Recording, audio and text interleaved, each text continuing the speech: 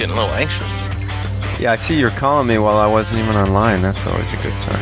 Hey, man. Just, trying to be ready for you. Yeah, you ready? You're looking out for me. Dude, I'm trying to always look out for you, man. That's what friends are for. Hey, are you ready for a podcast? I am. Ready and raring to go. I'm still sweaty and gross smelling. I skipped my shower. Yeah, but you were in the pool. No, I ran first. Oh. Mm-hmm. Well, that means your blood's pumping. You probably got a lot of good ideas. It is. I actually had a much better run than I had anticipated. Well, that's not true. Well, slightly accurate. Yesterday, it's funny. Like, I know how my body works, yet I totally forget sometimes. Yeah. I take 2 days off, and I'm like, man, I'm gonna feel great my first day back. I'm just gonna tear my legs off, and I'm just gonna be, just a champion. And without fail, I always feel. I'm like I'm very much like a car who's been like sitting in the garage for too long. And you get real excited and you turn on the engine. You're like, wait a minute, everything's running, but something doesn't seem quite right. Yeah. And I always I don't want to say I do better with a little bit of fatigue, but I just always do better with. And I think this is something that. Magnus talked about when he did his podcast that I really try to incorporate to my taper is I always just do better when I've still got a little tension. And after the driving and I basically did a short run Friday, a speed work Saturday, and then nothing the rest of Saturday besides a lot, but the clinic, and then drove back Sunday, another day off, Monday day off, and I went out yesterday and did some interval work at the lab, and then did an easy run in the in the absolute steam room oven that was Nashville yesterday, and I just didn't have it. Like, my legs just weren't there. And then today I did a tempo run, and they were there. They were back. And I don't know why, but you tend to forget, like.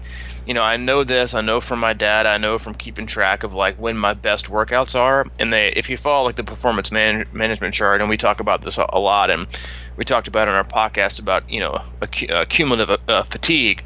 And it was like I always perform like really, really well with like just a slightly negative. Like not that's something huge, but I'm talking like. -1 to -10 or even -15, I always can do really, really well. But when it comes to like a couple days off and nothing like really high intensity, nothing to keep my legs, the tension and the strength, my legs just kind of start to. It's amazing how quickly your body can check out. Even if you're putting in like a lot of hours, it's just like 48 hours off. Peace. I'm out of here. And then it just goes back to. I wonder if that. I've always wondered if that has something to do with like the blood viscosity or something, or your muscles kind of just repairing. And I think I asked this question of Magnus actually. It was something about how come. Today? Did you start out feeling a little bit rusty, and then it kind of got better type deal? Well, I do have to say that, yesterday probably wasn't the greatest indicator because, dude, not only was it hot yesterday, yeah, the humidity was just insane. And the dew point was super high, so when I went out for my ride, my heart rate was already sky high. And then for my run, it was kind of the same. But today, it's cooler temperatures. I knew within the first 4 or 5 minutes, which I kind of always do, this is going to be a good workout. I could feel I had a little bit of tension because they weren't fresh anymore because I hit it pretty hard on my bike workout, but I could just feel that I guess primed is a good word. And that's how you want to feel going into a race. And that's like when I get new athletes, a lot of these athletes are really, really, really accustomed to taking like an entire day off before your race. And I'm so not a fan of that. I'm anti that. Because I feel like you just wake up and you're just sluggish. Because if you think about it, if you take the day off before your big race, we have a ton of people racing coming up, and even something like an Ironman, you take the day off. Well, more than likely you did your workout the previous day early morning, so you're looking at 2 days off if you want to look at it, because you're looking at a 48-hour span, and it takes a while, and you just get these feelings and this. I don't know, it's kind of like a bad mojo, I think. But that's why I always do I do like a race day prep schedule for anything from sprint, Olympic, all the way up to half and iron. It's like the day before, like get in an hour's worth of work. Get like a 10 or 15 minute swim in, get things going, hop on the bike, wake up the legs, spin them out, remind them what they're supposed to do. It'd be like, taking a team to the Final Four and getting all jacked up, and they won their conference tournament, and then you're like, yeah, we're not going to do a shoot around or get lathered up. We're just going to take 2 days off, and then let's go to tip off. Yeah. It's like you get totally disengaged, and your body becomes disengaged.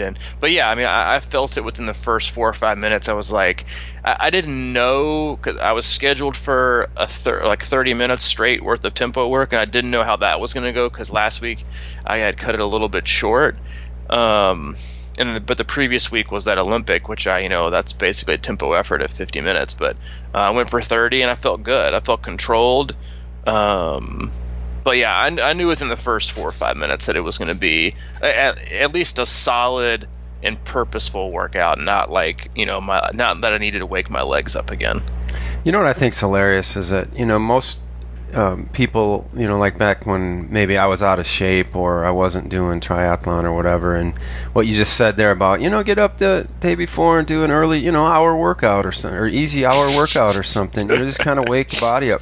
And I got to thinking about how back in the day, an hour workout was like a real deal, and it was like, that's what we did. And so I've, like today I didn't do anything yesterday except walk through 100-degree cow fields in the mountains for about 6 hours with a video camera. But other than that, like today I've been doing a lot of push-ups again and some yoga stuff, because I've been really, I feel like you're looking lean. Well, I feel lean, but I don't necessarily feel strong. So I got my dishwasher going crazy over here. I was going to say, it sounds like you stepped outside something during the eclipse and like the crickets went off. All right, I'll put... I'm just going to leave that in. You know what? I think you should leave it in. I'm not going to... A man doing his chores during his podcast. Doing the chores. I like it. So yeah, I was just doing... push-ups, because I've been, me back in the, I'm a lot better off when like the Badgers are playing, because I do a lot of push-ups during the game and stuff. That's my whole thing. So I've been waiting for that, but I've been neglecting my push-ups, and I got to thinking about, I just feel a little bit weak at times, and my, the swim stroke is so much lats and back and core and stuff like that. And if you don't, like, I think that's why I love doing push-ups. It balances out my front, and the same with the yoga and the core and stuff like that. But I've been doing that, and I feel like I haven't done anything. But typically back in the day, that would feel like, I'm doing something. But now, you got these 2-hour workouts going in. And, well, frankly, dude, today I've been a little frustrated this morning. What have you been frustrated? You've been watching the news? Well, I know I lost my pool in the rain, for one. So I've been trying to get that back clean. Oh yeah, dude, that was I'm thankful, because it killed the temperature and made for a great camp weekend. But yeah, I bet it did just a number on your pool, man. Oh, frustrating. And then the technology aspect of my life sometimes is frustrating. We've been trying to run this Facebook ad, and I've been kind of trying to tweak it, and the last version I put up got rejected because of community guidelines. And what? Yeah, I don't know. I kind of changed some community guidelines. Yeah, they've got a real stringent thing. Like if you start saying, "Are you frustrated?" that can be psychologically wounding or something like that. Or you got to be shitting me. No, they're real stringent on that. But it may have had some. No, they're not, because they let people post all kinds of crap on Facebook 24/7. That's just totally worthless and degenerate. Yeah, but not in their ads. Yeah, I hear what you're saying, though. It might have had something to do with the headline I wrote. What did you write? Well, I put, are you Put an expletive in scared? here? Are you scared shitless of open water? Ah. No, I didn't put that. You kidding me? Well, No, I'm just, I know trying what to... happens. I know what happens when you get frustrated. Yeah, no, I didn't do it. It wasn't really anything bad. I've kind of Good. moved it around now. We're putting it out there. We're putting a little ad out for the Coach's Eye swim analysis, and just to see how it goes. And it's just technology kind of just... it's like I want it to do everything for me, and I don't want it at all. It's like I can't figure it out. It's sort of this mid-ground. It's sort of this old man struggling with the modern language. I hear you. But anyway, well, I'm glad you had a good workout. Thanks. Yeah. And do you have a burning desire for today? For today's podcast? A burning desire. A burning desire. Yeah. I think the podcast is always a good time. No, I mean for like a topic. Oh. I know you're always pumped to do the cast. I'm just generally asking if you have like a topic on top of mind that you'd like to go over. No, the only topic I had that even crossed my mind this morning is, wonder if we could do a whole podcast, a triathlon podcast, and not talk about triathlon. No, you just already messed it up by making that phrase. That's exactly right.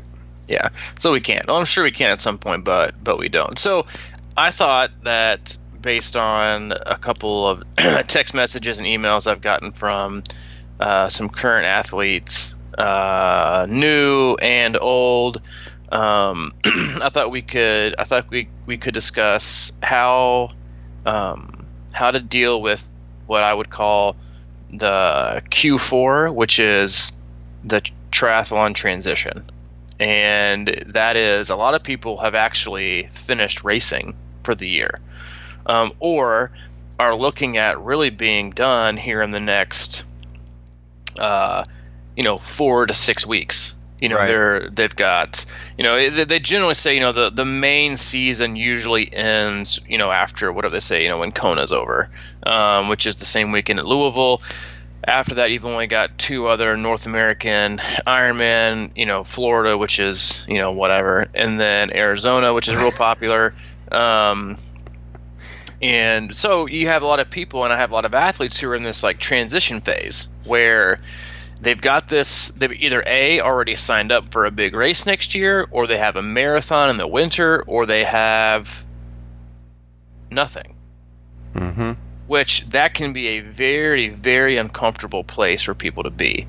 And a lot of times you even see this with athletes that will do like what I call making a preemptive strike, that about a month before, I think you even did this with Wisconsin. You signed up for Chattanooga before you even did Wisconsin. No, I didn't. No? A lot of people did. I did do that once, but I don't think that was the situation. Yeah, I remember, because I wasn't. That, you mean my first one? No. Yeah. I was very, very tempted because they announced it. I think a lot of people were, because it was brand new. And so anyway, but I think this is like this time of year that you see people, and I think it's really interesting when you see people who still have a race starting to sign up for next year races that are so close within the window. I'm definitely interested in some races, but I sure as hell am not signing up for any races until Louisville. All I care about right now, all my research, all my focus, all my attention is on Louisville, and I'm not going to divert any attention. I even like almost did a little, wonder what this race is like, when we had a guy within the closed group, Miles Davis, who did Ironman Mont Tremblant. And all I've heard are just spectacular things about that race and the venue and the whole experience. And it was a great family place. So I was like, I'm going to look that up and see if that's an option for. Don't even think about it. It's like, you got something on your plate right now. Why are you thinking about seconds when you haven't finished your main course? And so you've got this period of time where you have athletes that are either about to race, through racing, or their next race has nothing to do with triathlon. And so there becomes this balance and this choice you have to make of, all right, I'm just going to focus on my race, and the rest of the year will be what it is. If I miss out on signing up, I miss out on signing up. Or, do I have to sign up for a race next year? Because I just have to. I mean, you've talked about this before, is that, it's nice to have something on the calendar that keeps you focused. And I'm not against that, but I also think that there becomes a point in your athlete life cycle, as I like to call it, where it's super helpful and positive and healthy to just be okay, just being part of the process, and just knowing that each week you're getting better, because that translates infinitely. When you can wrap your mind around, and you can start to think of training and the sport in a way that's not, I have to say I'm doing an Ironman, I have to say I'm training for a 70.3, I have to have this. Because I think with that comes these not unrealistic expectations, but these unhealthy attachments to why you're training, and you can lose joy out of it, versus, you know what, my focus for this week and every day and every training session is to just do the best that I can and get better.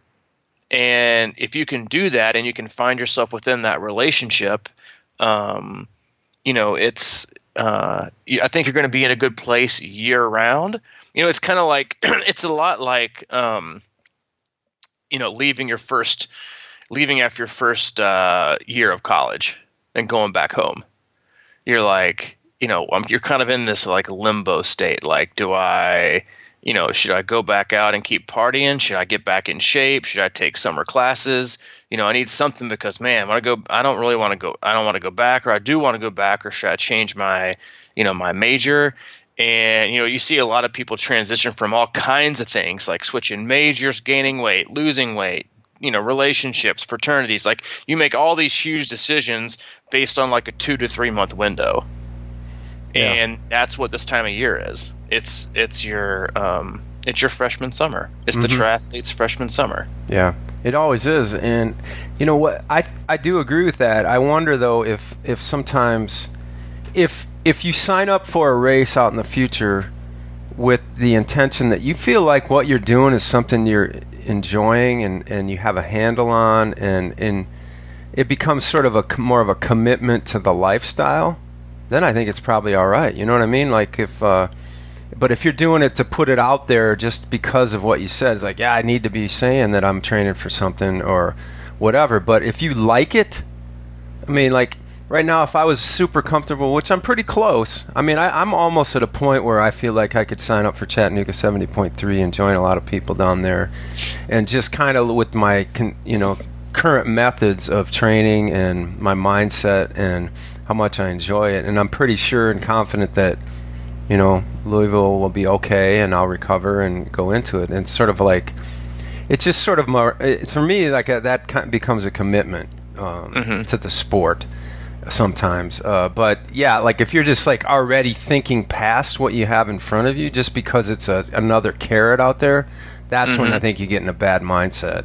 And I certainly could do that easily. Well, so let me ask you this, because I think this happens just as much when you sign up for a race the following year. A lot of time, here's the thing, is like a lot of athletes ask me, like, so when's a good time to start training with you? So when's a good time for this? Or when's a good time for this? And, I'll usually always say, like, it's always the earlier you can, the better, because we're either going to be working from behind or we can be ahead. There is no in between. And what you find a lot of athletes doing, I think, when they sign up for a race so far away, when they're not engaged and just getting better, and honestly, it's realizing how important. And yes, I'm a fan of time off. I'm a fan of changing things around, but I think that a lot of people underestimate the importance of October through February. 100%. Yes, you should totally be with your family. You should totally chill out. You should totally not train as much. It shouldn't be as focused. You should give yourself more flexibility. But that is when you build. That is when you start to really, really, really lay the foundation of what you're going to be able to accomplish the whole year. And it's naive to think that, and I think about this, man, I've made so much progress so far. What would it have been like if I had have spent the whole year focused on this? Yeah. And you could, argue the burnout or the injury, or you might not be as hyped, but listen, work is work. And in that time of year, you lay the foundation, you establish, a good routine, you fend off gaining a lot of weight. I mean, and so what you find a lot of people is, oh, well, I'll just get back to it January 1st. Like famous last words. Yeah, it is. It's famous last words. I used to hear, because I used to be in the gym business all the time. I'll just wait till January 1st. But I'm probably going to sign up. I'll just wait till January because, you got Thanksgiving and you got December. And I'm like, what the, like, and it's the same thing people use about Mondays. I'll just start again next Monday. This week's kind of gone to shit. I'll just start again next Monday. Or you know what? I'll just do, I'll just wait till the end of the month, and because my race isn't until May. I mean, I've got time. And we use all these excuses and you're like, oh, well, but I've got this. And that's when it's not building an excuse. I think it's building in motivation, and at the same time it also builds in an excuse if you don't approach it in a way that you just think, you know what, I honestly just want to get better. Or instead of picking a race the next year that you're going to call like your season or whatever, and name it and shape it and bib list it and whatever you're going to do, is pick something to get better at.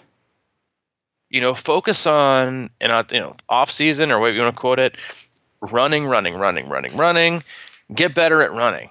Get better at running. Or if running is like something that you crush, get better at cycling. Get better at swimming. Like you have all these idiots and morons that say you just shouldn't swim during the off season. Yeah, okay, good luck with that.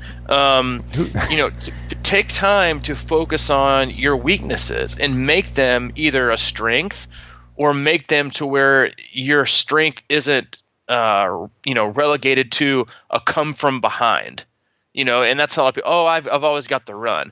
Well, how about you work on your swim and your bike, and now you can really, you can use your run as a strength to come from behind, or you can use your run as a weapon.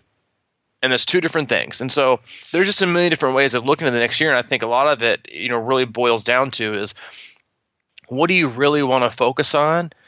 And it goes back to, the genesis of a lot of things that we talk about and why we do a lot of things and why. Why are these races the next year something that you want to do? Is it because you're going to have a lot of friends there? Is it because it's a course you've never done? Is it because you feel like you have to? Is it because you want a PR? That last one is kind of like, okay, well, that may not be the best one. Because now you've put all your eggs in a basket contingent on perfect race day, perfect conditions, perfect, performance. Versus, like for me, the reason Muncie is on my calendar and not Chattanooga is because, and I would love to do Chattanooga, love to do it. I mean, I still may or may not, but I have to think about what's probably best for me. And I'm going to have had 2 camps before that. And then we're probably going to have somewhere upwards to 15 to 20 athletes minimum doing that race. And then we're also taking a trip to Disney in late April. The C26s? Yeah, that's right. Yeah, man, you didn't see that pop up on the company card? No. Yeah, man, I'm taking you and all the Tirales and all the Bruces. We're going to Disney, hanging out with me.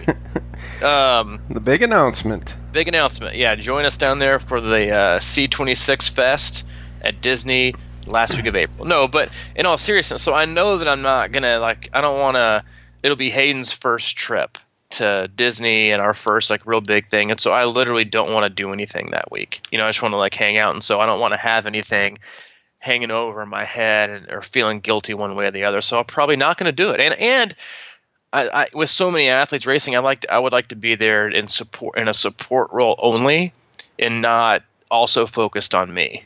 But Muncie's a few like 2 months later. It'll still be coming off of camp, but it's got me enough time, and we'll still have a ton of athletes racing, which is something I love. So, it's that give and take of what's important and why it's important. But what I really want to focus on is just using these 100 days to fuel the next 100 days. Mm-hmm. And that's where I think it all boils down to, is not losing your momentum. And I think the only reason you can prevent that is what the real reason and the real catalyst and the real driving force behind your current motivation and your current momentum, what it actually is. Because it's either going to stop dead in its tracks when you cross that finish line, or it's just going to get recharged to like the millionth degree. And you're going to be like, all right, active recovery, hanging out, doing this. All right, let's get back to work. Because you love it. And it's not the grind like everybody talks about. I'm going to push just part of the grind. That sounds so terrible to me. This whatever grind. It's like just continue to get better and enjoy it and love it, and take a day off when you feel like you need to, and don't feel the heightened pressure, because I will guarantee you, and I'm speaking from experience, and you are too, the days off that I choose to take, over the winter, October through February, if I'm still training consistently, my days off in the future are going to mean less, because I don't feel like I have to, because a day off in the future is like, oh, well, what's the big deal? If I need it, I'm going to take it, because I've been doing the work these 365 days out of the year. What's a day off here, instead of feeling pressured because we're in this small little time capsule of 100 days, that a day off all of a sudden is exactly 1% of my opportunity, to work out. So it's all different. And I think it just sets you up for success down the road. Yeah, I can't disagree with that. Using that sort of that college analogy, if you think of, just for example, your next race next year is sort of like, if you want to kind of put it in the category of a final exam or something like that. But Mm-hmm. So you're going into, it's like when you're going to study all semester and kind of keep your brain tied into the class, and which is exactly the opposite of what I used to do. I would just kind of go through the motions and then get to finals week and then cram and go back to the beginning and try and learn and like hope everything worked out. But if you kind of keep in touch with what's going on, so like I'd like to think of the off season, after the race, I would ideally like to do sort of things like, it's kind of like, maybe reading for your next year's class, but more of a social read or an enjoyable Mm-hmm. read. It's kind of like read books sort of related to that class maybe, but things that you're just curious about. There's no pressure on it. That could be, mountain biking or hiking or different sorts of activities that we can work into the plan. And it's really about staying kind of sharp, because that's the last thing you want to do is take the whole, quote unquote summer off, or the, the whole semester off, and not, because that's the easiest way to get better. It's just to sort of be tied into what you're doing. And I mean, it's the learning process, right? And what you're saying, it's like, like you said, it's like trail running in the off season, doing something fun, but it's still fitness. It's like, picking an easy course for your May semester or June semester class. Like I'd love to see the correlation between first semester grades each year from students who didn't take a summer class to those who did. Mm-hmm.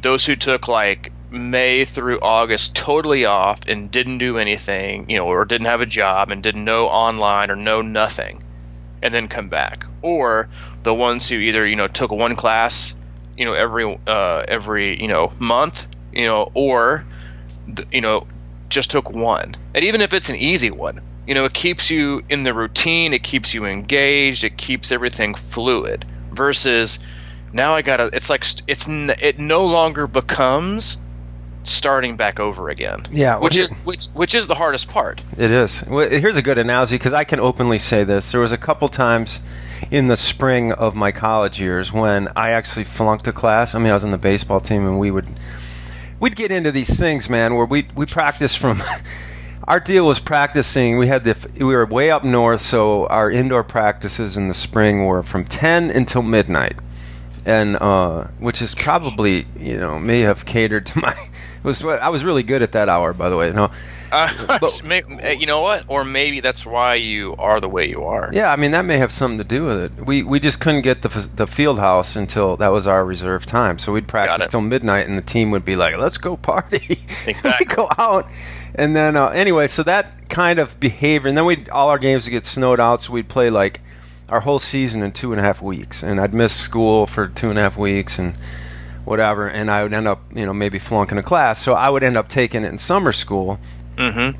Right, it was like a quick turnaround. I'd stay right on it. I'd cram and I'd fail or whatever, or get a D or something, and then I would go back and retake that class in the summer and nail it. So it's like it was fresh in my mind. So it was like I didn't take time off, and I didn't get into it with a slow start. I kind of came into it running, and so that happened. That's kind of the other option or the other example of. Yeah, I mean, no, I can totally relate to that too. I mean, I didn't have late night baseball as an excuse, but my first semester in college, my freshman year, I mean, God, it was a train wreck. I mean, I came in. I mean, I've just generally never been engaged when it comes to school. I just never have, and which I'm sure to my mother's greatest disappointment, since she's been a lifelong educator, it's just not been my thing. You rebel, man. Just a rebel. It was never me. I didn't like it. I just never really gravitated towards it. And I mean, my GPA in high school was even like really poor, but I ended up getting an academic scholarship to Lipscomb before I got a scholarship for tennis, just from my ACT score, which infuriated my mom even more because she knew that I was smart enough. I just wasn't, the famous words, "You're just not applying yourself," and so my freshman year, my first semester, played tennis, which was just first and foremost just like way too much overload for a student, aka student athlete. Your first semester in actual, like real school, because most high schools are a joke.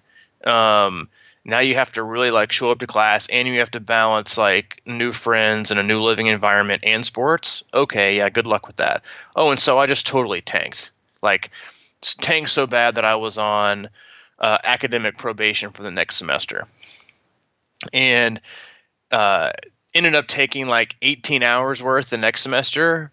Because I actually took a class in between, like during Thanksgiving, Christmas break, I took a class to like just kind of stay engaged. And then the next semester I took like 16 or 18 hours, really hard classes, and made the dean's list.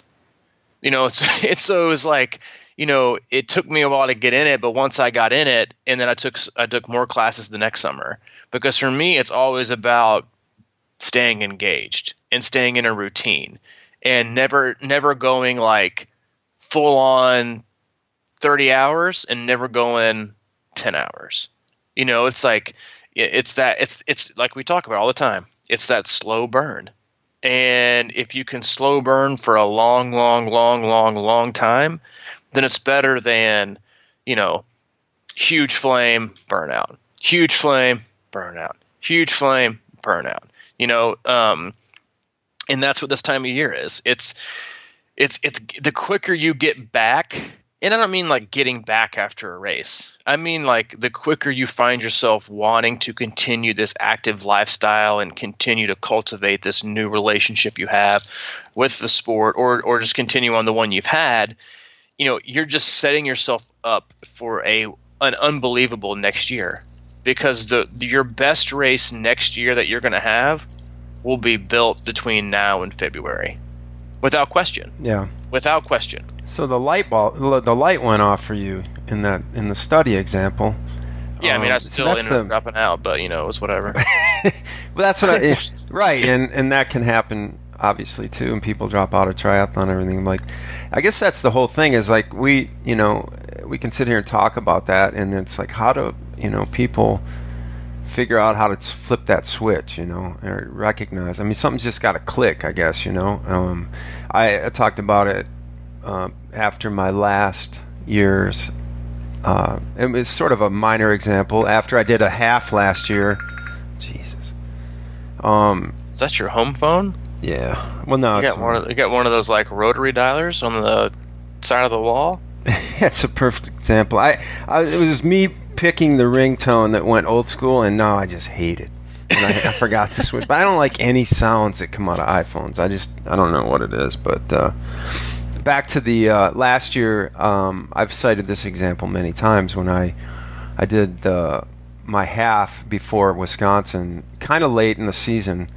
And I just, instead of resting on the finish line of that half, I took one day it was basically travel, and then I just jumped right back into it, and I felt like that gave me more gains than anything, was just coming hard, getting back into it right away instead of just like, I'm going to take a week off because I'm sore and tired. Well, it just got my body right back into the flow of it, and I was kind of a little behind the 8 ball going into Wisconsin, but I think that race jump-started some pretty intense training for the next 3 weeks that really helped me up at the full. So yeah, I just. But you also felt the perils of, jumping back in too quick when you did Wisconsin and then a month and then Goose Pond. Yeah, absolutely. Well, the perils of that were it was weird. I did my first full, and then we did a month later. We did a half, and I honestly think I rode my bike once during that time. That was it. That was the only workout I did. And that was brutal. That was just like, I shouldn't have signed up for it, first of all, because I didn't realize that, I wasn't used to, and I didn't understand how that would feel. And I was just a little overzealous with the jumping right on the back of a full with another half. But it was kind of cool to be able to do a half without having any exercise the month before it. I was like, why? But it wasn't ideal by any stretch, I don't think I would do that again, but... Yeah. You set yourself up. There's no doubt right now, right after the race. The off season, just I can't disagree at all with that. As long as you just keep active and I think it's more about just forming habits, really. Mm-hmm. Yeah, it is. It's about forming habits, and it's about expecting something of yourself on a consistent basis. That's not, that doesn't have to be, and they talk about, I just listened to somebody talk about this the other day, is like how, some people are, athletes are driven so much by money, and then someone said, once I sign my contract, I don't worry about money at all. I just get to work, and that could be, over a course of years, but that's, I think, the same kind of correlation you could put when you've really found a good groove and a good niche within the sport. Is just like, I don't, because I have a lot of athletes who just absolutely love to train. Like, they almost like it more than racing. And because they love the routine, they love getting better, they love pushing themselves, and they know that it does really, really good things overall for their life. And so, I guess what I would say to the athlete who's in that limbo, or that, no man's land of, well, I'm really going to pick things up in January. Like, I would challenge you to rethink that, and maybe reshape your approach and the wording behind that, as in like, oh, I'm going to keep at it, and I'm going to keep working, and I'm going to do what I love, and I'm going to stay fit, and a day off is a day off, or I'll go hard when I want to go hard. But if I really want to get back at it in January, I better keep at it right now. And I think that's where a lot of athletes get lost is, so what's next year? What's next year? What's next year? I'm like, dude, it's not even September yet. Like, there's still every bit of 4 months, 25% left of the year to get better and to focus on whatever it is you want to focus on. But it's about the focus, and it doesn't have to be because you signed up for a race. It can just be because I want to get better. I want to improve. And obviously that's different for athletes who are seeing results and seeing improvement and are engaged. But yeah, it's always better to be Well, we'll end on this one, and I'll revert it back to the very beginning of this podcast. This part of the year, it's always good to have a little tension. Because if you take days off and weeks off when it comes to January, it's going to take you so long to get it back. Versus just keep going, keep a little bit here, keep a little bit here, there, press here, don't press here, work harder here, work less here, but keep some of that tension. And then when it's time to just really, really start to lay the smack down, come January, February, March, April, to build that base, to build that chassis, to get stronger, to get faster, then you can unleash come May, June, July, August, September. Yeah. But keep a little bit of that tension and just be mindful of it. Yeah. Well, I can't help but think of an analogy here because it was but really back in the day, this is going to be the analogy cast. How many analogies can we come up with in the middle of a 45-minute podcast? Yeah. The analogies are good, man. They're the key to learning. So that's true. Here, Maddie. Look at Maddie. She's going. Anyway, so back in the day, remember when used to think of baseball spring training, and guys would come into spring training and use spring training to get in shape. Mm-hmm. But now they come into spring training in top shape, and they use spring training to work on their techniques and tools, and so they're absolutely ready by the time they get to spring training, rather than and they're able to get better and work with coaches and improve instead of spending that whole 6-week period or whatever just running themselves into shape and dealing with injuries and all that other stuff. It's the same kind of thing, really. It's like, why not go into January 1st ready to start executing your plan rather than using it the first 2 months just to get back in shape and then start looking at what you're going to do and go through all that headache and hassle. Yep. So that reminds me of another good analogy. Oh, I'm just kidding. I don't have another one. I got a little one. It's kind of like I've got, over the next few weeks, we're both going to be doing a little traveling to some races before our race, and that can often create a training, hiccup. So it's the same kind of thing as like, okay, it's, maybe you're taking 4 days to hit the road and you're not going to have your bike or whatever you're going to do. But as we mentioned many times, it's like, do something. Go for a 2-mile run or walk or, do something instead of nothing, just to kind of keep it primed, keep the pump primed. So that's the kind of word I'm keeping in mind as I go up to Wisconsin. I'm actually going to try and get in on that practice swim. Do it, man. Yeah. I'm jealous. Yeah, that'll be kind of cool. I'm going to swim the whole... Like, what's this guy doing, man? Do it, man. I mean, a lot of people do it. I mean, I think it's ludicrous if you're racing, but... yeah, whatever. People swim the whole distance the day before sometimes? I've seen people out there when we were out there, up doing, packet pickup, because you can look out the windows around the lake, and you have people out there going doing their cake song. They're going the distance. Wow. Maybe even going for speed. Maybe it's just guys like me jumping in. Could be. Yeah, very, very well could be. Partners or spouses or cheer squad or Sherpas, yeah, they might be doing that. But I've had 2 invitations to go ride the course, and I see that. I've seen that. I'm still weighing that one. Did you let them know that sometimes depending on how they get you your yeses are a firm maybe, and your maybes are a definitely not, and then your no's are like hell no. Yeah, I haven't done that yet, but yeah, if you're listening, that's usually what it is. All right, you're gonna be focused. You're gonna be busy. We got a crap ton of athletes up there ready to rock and roll and dominate that course. So, yeah, for sure. I think honestly, I'm going to bring my mountain bike and just kind of ride around the bike course or the run course when. No, that'd be awesome. Yeah, that'll be a nice on your feet type of day. I mean, if nothing else, I'll be walking a lot and pedaling around. It'd be nice if we had the C26 van, ready and marked. You could take all of our athletes on a tour of the bike course. with your little walkie-talkie up front or whatever you would call it. Oh yeah, on your right. Here on your right, you're gonna see Bascom Hill. You're on your left. Yeah, that'd be awesome. Yeah.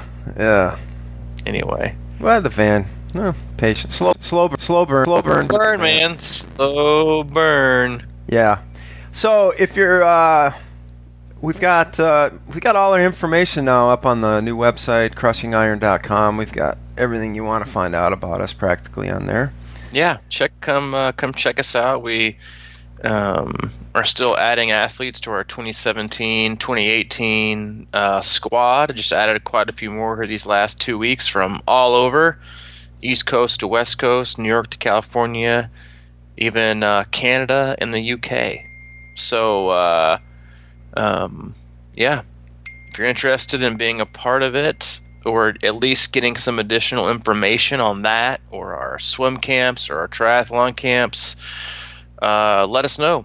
Check out the website or shoot us an email. You can contact Mike at crushingiron@gmail.com, or you can reach... Oh, I gotcha.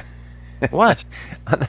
It's not Mike at crushingiron.com. It's crushing. No. So I know. You can contact Mike at crushingiron@gmail.com, or you can contact me at c26coach@gmail.com. Yeah, and we've got the coaching. We've actually got the pricing, and there's a bunch of different tiers and options and things like that you can check out. It's all right there. We're gonna get. I suppose we'll get the camp pricing. I don't know. We're gonna just put it all out there, right? Yep. Just so you know what's up. We're kind of taking it as we go. Casual approach, slow burn, learn, succeed, be friends. Yeah, and I would say that I have had a lot of great response from the athletes who participated in the clinic I did up in Columbia. If you are part of a triathlon club and would like more information or to have me up to do something similar, I know I've had some people reach out to me about coming and doing something for them, their triathlon club over the winter, like an evening classroom, style video session to go over technique in videos and swim analysis, and then the next morning do a pool session. I've had some people reach out to me to do that. If you're interested at all or want more information on what that would look like, cost and itinerary, or to put me in contact with the president or any of your board members of your tri club as well, you can reach me at c26coach@gmail.com, and I'd be happy to explore those opportunities. That's good, right? Yeah, especially anybody in. I'm already kind of talking to the peeps in Louisville, but I like to keep them in the wheelhouse of our athletes, and so especially anybody up in the Indianapolis area, because we have a ton of athletes there, or the Madison, Wisconsin, or even the Minnesota area. Holler back. Let me know, and we'd be happy to make. Well, at least I'd be happy to make the trip. I'm not sure if Mike's going to come or not, but I'd be happy to make the trip. Mike will probably go, depending on where. He's gonna start going more. We do. This is our 86th or 7th podcast. We're just cruising along twice a week, and we're gonna keep doing it regardless. But if you feel like giving us a little support, we do have a Patreon page, patreon.com/crushingiron. We can give a few bucks a month. It really helps us kind of keep the thing going. And join our closed Facebook group. Search Crushing Iron Group on Facebook. We love having you in there. It's a growing community with a lot of positive vibes. Mm-hmm. What else? Follow us on YouTube. We're doing 100 days to Louisville. We're doing a video every day. Whether or not they're super engaging is another question, but we're doing it. We're recording basically our workouts and our thoughts and our progression to 100 days of training. So there's going to be a lot more that comes out of it. So follow Crushing Iron on YouTube or subscribe or whatever you do. And I don't know, Crushing Iron on Twitter, Instagram, C26_triathlon. I feel like I got to say that because it's out there and whatever. It's a It's a reminder. I mean, you know what it's like. We hate. It's a reminder. It is. It's a reminder. Follow us on Instagram, and if you want to follow Mike on Tinder, you can check out C26 Mike at whatever that looks like. I'm not sure. I'm thinking about doing that. So it's like, no, but I mean, the reality is we are both uncomfortable with like all that promotion and pushing stuff and everything like that. But on the other side of the coin, I think it's just something we got to say and remind people of. And isn't Tinder like a currency exchange or something? It's Bitcoin for love. Oh yeah, I don't need to be on that. No, I don't think so. I don't know if it was like a currency exchange or something, like if I'm Canadian dollars or the euro. I don't know. There's a lot of that stuff. I mean, there's anything you want is out there, and crushingiron.com has some of it. Yeah, we don't have that. We don't have that, but we can offer a lot of different stuff, mostly focused on triathlon. Yeah, or how about this? If we're not doing something that you'd like to see, shoot us an email for that too. Yeah. I was looking for additional, input and things that we could do. We're always trying to get better and do what we can to help out our fellow listeners and athletes. So we're always looking for that too. We are. One of the things I'm working on right now is, and I asked in the group if how many people use Swim Outlet, and I use them, and they're pretty good.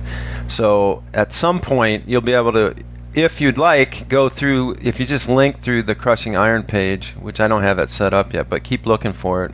If you go there first and click the banner ad or whatever, that'll kind of go through the Crushing Iron thing. It'll be the same price, but I guess they give us a little cut.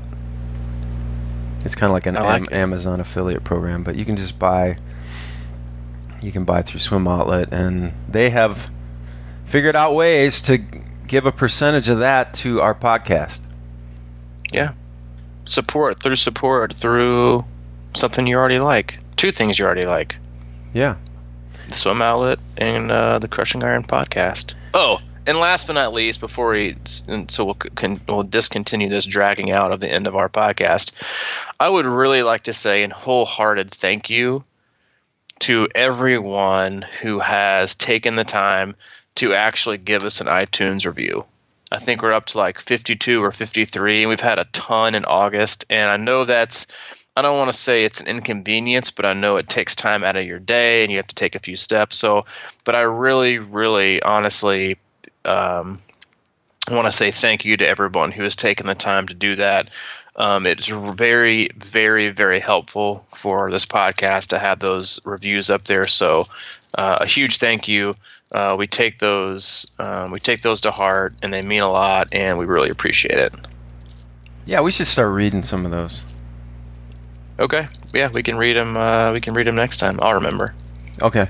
Yeah, because we do appreciate it, and this is all about you guys, really. I mean, it's helping us just as much, and help us, more. Help you, helping you, help us. Yeah, there it is. The tagline. There it is. It is. Maybe that'll be my new Facebook ad headline. Yeah, that one might get accepted. Help us, help you, help them. What is it? Yeah. Okay. Help us. Yeah. Helping. Yeah. Just go help somebody. Damn it. All right. It's a great day to help. So. Great day to help. We'll come to you either regularly scheduled early Monday morning, or if it gets pushed back to a later Monday release, it's because we have camp this weekend, and that always packs us. So. But either way, we'll get it out. Either way, it'll come out Monday. Holler back. Have a good weekend. Race fast. Have fun. Check you Monday. All right. See you, buddy. See you, dude.